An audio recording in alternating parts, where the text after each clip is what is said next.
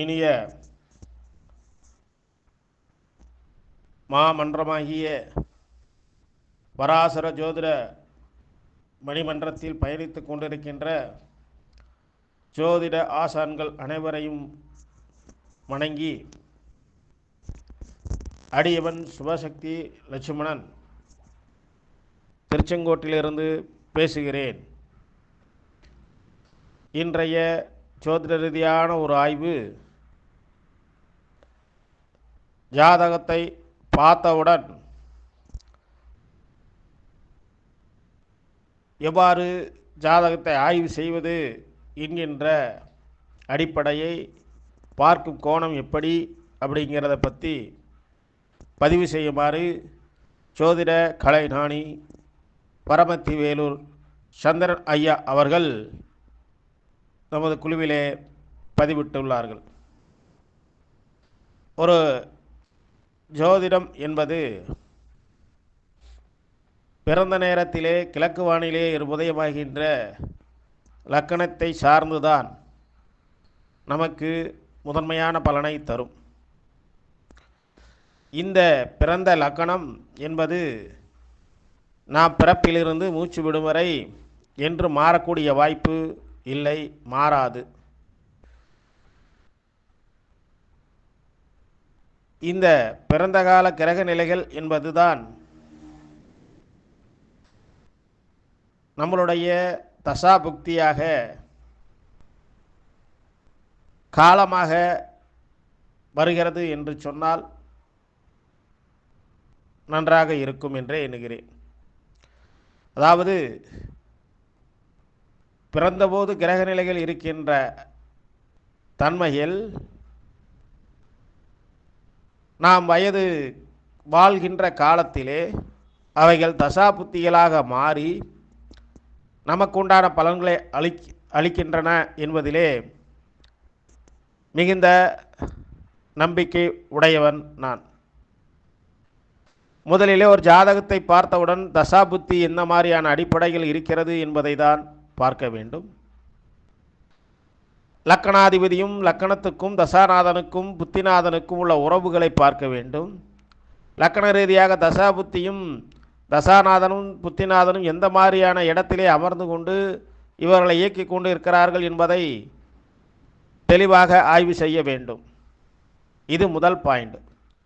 இரண்டாவது, ஒரு ஜாதகத்திலே அந்த தசாபுத்தியினுடைய அமைப்பு கணிக்கிற பொழுது அவர்களுடைய தற்போது நிலைகள் ஓரளவுக்கு புரிந்து கொள்ள முடியும்.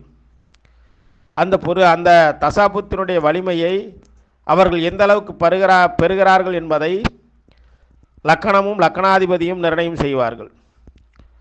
அப்புறம் அந்த லக்கணாதிபதிக்கும் ஒரு நல்ல யோகமான ஒரு தசை நடந்து அந்த தசையினுடைய பலன்களை இவர்கள் பெற வேண்டும்ங்கிற அடிப்படையில் இருக்கிற பொழுது, ஆனால் அவர்களுடைய பூர்வ புண்ணிய வலிமை அற்று போனால் பாக்கிய நிலை சிறப்பற்று இருக்குமேயானால் 1, 5, 9 இந்த 3 நிலைகளும் இருக்குமேயானால், அதாவது லக்கணாதிபதி, பூர்வ புண்ணியாதிபதி, பாக்கியாதிபதி இவர்கள் இருக்கின்ற தன்மையிலே ஆய்வு செய்ய வேண்டும்.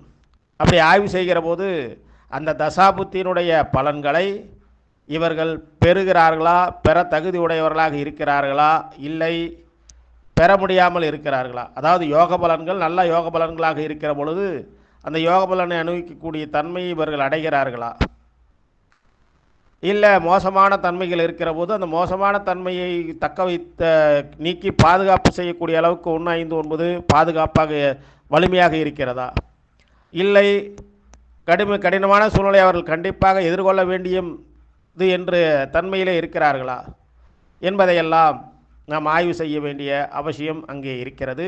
அதற்கு இந்த 1, 5, 9ஆம் இடத்தை கண்டிப்பாக பார்க்க வேண்டும். இது ஒரு தன்மை. இதற்கு அடுத்தாப்புல தசாபுத்தி 1, 5, 9 பூர்வ புண்ணியாதிபதியினுடைய தன்மைகளை எல்லாம் பார்த்த பிறகு இப்போ ஒரு பிரச்சனைகள் இருக்குது. அதாவது சில பாவங்கள் 12 பாவங்களில் எந்த பாவங்கள் அதிகமாக கெட்டிருக்கு, அது எந்த பாவங்களுடைய தன்மைகள் இவர்களுக்கு குறைபாடாக இருக்கிறது, அல்லது எந்த பாவத்தினால் இவர்களுக்கு பிரச்சனைகள் இருக்கிறது என்று பாவக ரீதியாக ஒரு கண்ணோட்டம் பார்க்க வேண்டும். ஒருவருக்கு 3ஆம் இடத்தினால் பிரச்சனையா, இல்லை 4ஆம் இடத்தினால் பிரச்சனையா, இல்லை 9ஆம் இடத்தினால் பிரச்சனையா, இல்லை எதிரிகளால் பிரச்சனையா, இல்லை மனைவி ரீதியாக பிரச்சனையா, இல்லை நண்பர்களால் பிரச்சனையா என்று இந்த மாதிரியான ஒரு பாவக ஆய்வையும் மேற்கொள்ள வேண்டும். இப்படி இந்த பாவக ஆய்வுகளை மேற்கொண்ட பிறகு இதற்கு அடுத்தாப்பில் நிவாரணம் அப்படிங்கிற ஒரு அமைப்பு வருகிற பொழுது லக்கணத்துக்கு 7ஆம் இடத்தை எடுத்துக்கொள்ள வேண்டும். அந்தந்த பாவங்களுக்கு 7ஆம் இட்ட அதிபதியான நிவாரண ஸ்தானமாகிய பரிகார ஸ்தானங்களாகிய அந்த 7ஆம் இட்ட அதிபதியினுடைய தன்மைகளை எடுத்துக்கொண்டு அந்த 7ஆம் இட்ட அதிபதியோடு குரு கோச்சார ரீதியாக குருவினுடைய தன்மைகள் அல்லது பூர்வ புண்ணியாதிபதி பாக்கியாதிபதியினுடைய நிலைகள் அந்த பரிகார ஸ்தானங்களுக்கு மிக சிறப்பாக இருக்குமே. ஆனால் அவர்களுக்கு தக்க பரிகாரங்களை சொல்லி நிவாரணங்களை தேடிக்கொள்வதற்கு ஆலோசனைகள் வழங்கலாம். ஒரு ஜாதகத்தில் மிக கடுமையான ஒரு பாவம் கெட்டுப்போய் அந்த தன்மைகள்லாம் கெட்டுப்போய் நிவாரண ஸ்தானத்திலே வழிகாட்டுதல் இல்லை என்று சொன்னால் பரிகாரங்கள் செய்கிற பொழுது அந்த பரிகாரங்கள் பலிதமாகாமல் போய்விடும். பரிகார ஸ்தானாதிபதி கண்டிப்பாக திசாநாதனோடோ அல்லது புத்திநாதனோடோ தொடர்புகள் இருக்க வேண்டும், அல்லது லக்னாதிபதியோடோ பூர்வ புண்ணியாதிபதியோடோ அல்லது பாக்கியாதிபதியோடோ தொடர்புகள் இருக்க வேண்டும், அல்லது கோச்சாரத்திலேயாவது தொடர்புகள் இருக்க வேண்டும். அப்பொழுது செய்யக்கூடிய பரிகாரங்கள் மிக அவர்களுக்கு தகுந்த யோகத்தை வளர்த்தி கொடுக்கும் அல்லது அவயோகத்தை குறைத்து கொடுக்கும் என்று கணிக்கலாம். இப்படியாக இந்த பலன்களை எல்லாம் எடுக்க வேண்டும். இதற்கு மேலும் சாரம் என்பது கண்டிப்பாக உண்டு. சாரம் பார்க்காதவன் சோரம் போவான் என்பது பழமொழி. அதனால் ஒரு கிரகங்கள் ராசி கட்டத்திலே இருந்தாலும் சாரம்தான் உள்ளங்கையிலுடைய நெல்லிக்கனி போல, உள்ளங்கையிலே வைக்கப்பட்ட நெல்லிக்கனி போல நமக்கு சிலவற்றை காட்டி கொடுக்கும், சிலவற்றுடைய தன்மையை கண்டிப்பாக சொல்லும் என்று சொல்லலாம். ஏனென்று சொன்னால் ஒரு கிரகம் எங்கே இருக்கிறதோ அவர் எந்த சாரத்தை வாங்கியிருக்கிறாரோ அந்த சாரநாதர் லக்கணத்திற்கு எங்கே இருக்கிறாரோ அவருடைய பலனையும் எடுத்து செய்யக்கூடிய தகுதி அவருக்கு உண்டு. அதனால் ஒரு பாக்கியாதிபதி ஒரு 8ஆம் அதிபதியினுடைய சாரத்தில் இருந்துகிட்டு இருந்தார்னா அவர் நல்ல இடத்துல அவர் ஆட்சி பலம் பெற்று வலிமையாக இருந்தாலும் கூட அவருக்கு அந்த 8ஆம் அதிபதியினுடைய சாரம் 8ஆம் அதிபதியினுடைய சாரத்தில் இருக்கக்கூடிய அமைப்பு 8ஆம் வீட்டில் இருக்கக்கூடிய கிரகத்தினுடைய சாரத்தில் இருக்கக்கூடிய பாக்கியாதிபதி இந்த மாதிரி பார்க்குற போது 8ஆம் வீட்டினுடைய தொடர்பு வருகிற பொழுது அவர்களுக்கு அந்த கிரகத்தினுடைய தன்மைகள் பாக்கியாதிபதியினுடைய தன்மைகள் பூரணமாக அனுபவிக்கிறதுக்கு வாய்ப்புகள் இல்லாமல் தடுக்கப்படும் என்றும் சொல்லலாம். இப்படி இந்த மாதிரி அவர் எங்கே, அதாவது இந்த சாரத்தினுடைய சாரத்தின் வழியாக என்ன மாதிரியான பலன்களை தருகிறார் என்பது அடுத்த நிலையிலே பார்த்து சொல்ல வேண்டும். இதற்கும் தாண்டி ஒரு ராசி கட்டத்தை நவாம்ச கட்டத்திலே பலன்கள் எப்படி இருக்கிறது என்று பார்ப்பது மிக அவசியமாக ஒன்று. ஏனென்று சொன்னால் ராசி என்பது ஒரு ஸ்தூலமானது, உருவ அமைப்பை மட்டும் சொல்கிறது. ஆனால் நவாம்சம் என்பது கண், காது, மூக்கு எப்படி இருக்கிறது, கை, கால், விரல்களில் எப்படி இருக்கிறது என்பதைப் போல பகுத்து பாய்வு செய்யக்கூடிய ஒரு அமைப்பு. ஒரு தோற்ற பொலிவை மட்டும் ராசி மண்டலம் பதிவு செய்கிறது அல்ல, அங்கத்தில் உள்ள அவயங்களினுடைய நுணுக்கங்களை எல்லாம் தெளிவுபடுத்துவது நவாம்சம் என்பதைப் போல இந்த ராசி நாம் அனுபவிக்கக்கூடிய பலன்களின் பெருவாரியான நிலைப்பாடுகளை ராசி மண்டலம் சொல்கிறது. அவற்றில் துல்லிய பலனை நவாம்சம் உரைக்கிறது. ஆக லக்கணம், பூர்வ புண்ணியஸ்தானம், திசாபுத்தி, நவாம்சம், சாரம் இந்த 5 நிலைகளை வைத்து பலன்கள் சொல்வது மிக சிறப்பான முறையாக இருக்கும்.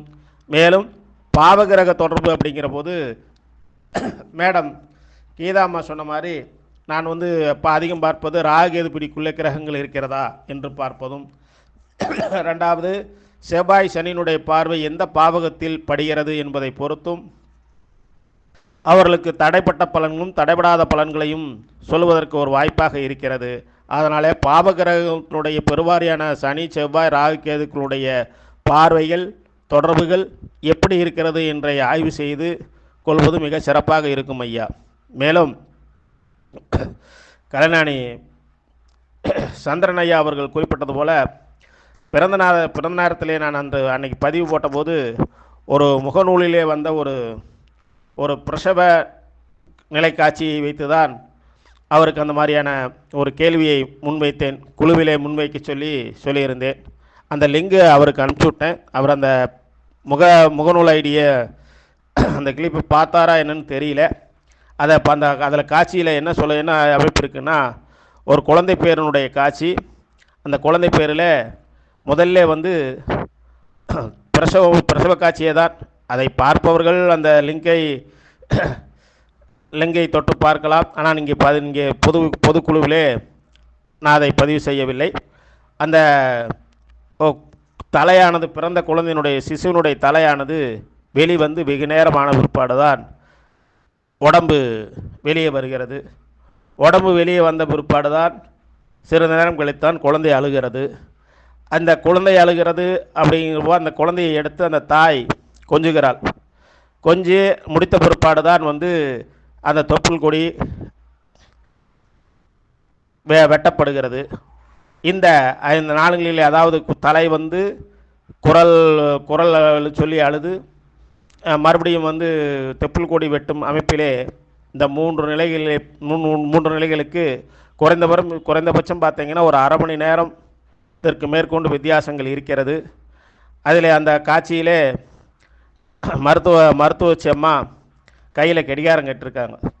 அதனுடைய நுணுக்கத்தையும் பார்த்தேன். ஆனால் வந்து அதனுடைய தெளிவான ஒரு அமைப்பு இல்லை.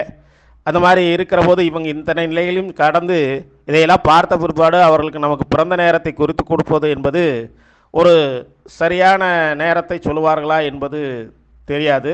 ஒரு இடைப்பட்ட நேரத்தைத்தான் சொல்லுவார்கள். எப்போ பிரசவம் ஆரம்பித்தோம், எப்போ முடிவுக்கு வந்தது, தோராயமாக என்ன இருக்கும் என்று தான் பதிவு செய்யக்கூடிய வாய்ப்புகள் இருக்கும். அந்த காட்சியை பார்த்தா கண்டிப்பாக எல்லோரும் இப்படித்தான் எண்ணுவோம். அப்போது பிறந்த நேரம் என்று சரியானது என்று சொல்லுகிற அந்த அமைப்பில் கூட தோராயமானதாகத்தான் சுட்டி காட்டப்படுகிறது.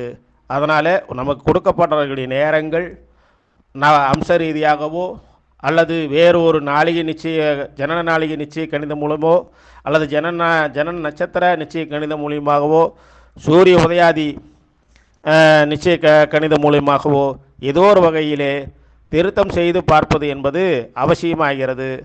அதை வந்து அவரவர்கள் குரு அறிவுறுத்திய வழியின்படி மேற்கொள்வது சிறப்பு என்று தான் தோன்றுகிறது. அதனால் நான் பிறந்த நேரம் என்று 3 மணி 22 நிமிடம் என்று யாராவது சொன்னாலும் கூட அந்த 3 மணி 22 நிமிடம் இருக்குமா என்பது ஒரு 1/4 மணி நேரம், இந்தாண்ட 1/4 மணி நேரம் அந்தாண்ட 1/4 மணி நேரம் முன்பின்னாக பார்ப்பது தான் மிக சிறப்பாக இருக்கும்.